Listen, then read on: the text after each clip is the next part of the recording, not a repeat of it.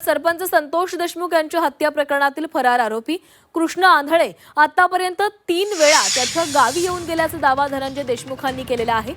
कृष्ण आंधळे गावी आल्याची माहिती त्यांनी सीआयडीला देखील दिल्याचं सांगितलंय। आमच्या कुटुंबाला या आरोपीपासून धोका आहे असंही देशमुख म्हणालेले। संतोष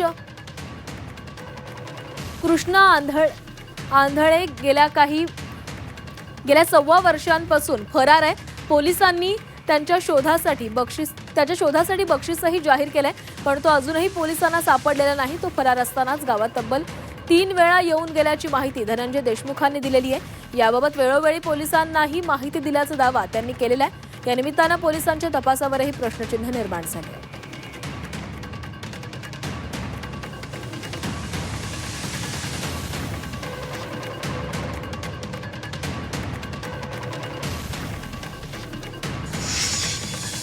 चालू ह्या 6 महिन्यामध्ये आम्हाला जी माहिती मिळाली होती ती आम्ही सीआयडी ऑफिसला कळवली। 3 वेळेस हा आरोपी गावाकडे येऊन गेला, 3 वेळेस, आणि ही माहिती खरी होती आणि त्यांनी देखील मान्य केलं की हा आरोपी तिथे आलेला होता।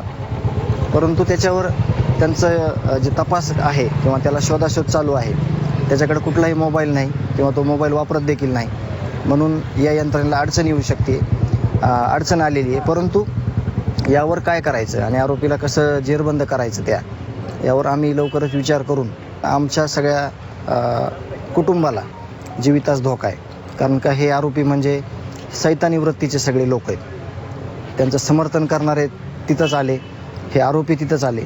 तर त्या गोष्टीवर आम्ही त्यांना मागणी केलेली आहे, लवकरात लवकर त्याच्या मुसक्या ओढून त्याची पूर्ण जिल्हाभरात पोलीस प्रशासनानं धिंड काढून लवकरात लवकर त्याला जेलबंद करावं अशी आमची मागणी आहे आणि ते लवकरच होईल अशी आम्ही अपेक्षा ठेवतो।